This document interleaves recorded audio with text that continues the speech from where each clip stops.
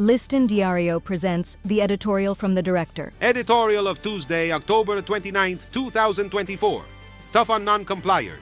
A few hours before the deadline granted by Pro-Consumidor for businesses to protect water bottles from direct exposure to the sun expires, most establishments are still not complying with the measure. With this attitude, they are demonstrating a worrying lack of interest in the health of citizens and a clear challenge to the authority. This non-compliance not only reveals a lack of awareness, but also an attitude that ignores the adverse effects that these plastic containers, heated by the sun, can have on the health of those who consume the water.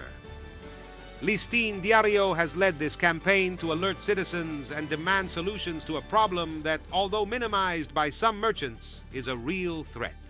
The exposure of bottles to the sun in a climate like ours transforms these waters into potential sources of pollutants, directly affecting the quality of life of the population.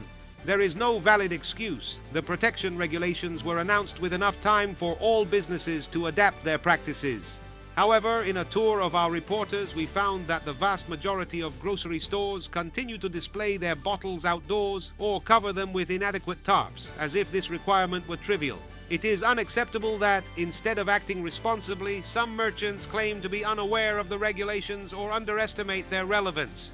Even more alarming is that those who consider themselves compliant only put up a tarp, a material that Pro-Consumidor has declared ineffective, evidencing their lack of commitment to a real solution. Pro-Consumidor has been clear in its warnings. When the deadline is met, it will begin operations to sanction offenders, applying fines and seizing merchandise when necessary. This is the response that this type of irresponsibility deserves. The law must be enforced, and those who choose to ignore health regulations must face the consequences of their disregard for public health. The health of Dominicans cannot be in the hands of those who prioritize profit over responsibility. For Liston Diario, voiceover and translation by Danny Leon. Liston Diario presented the editorial from the director.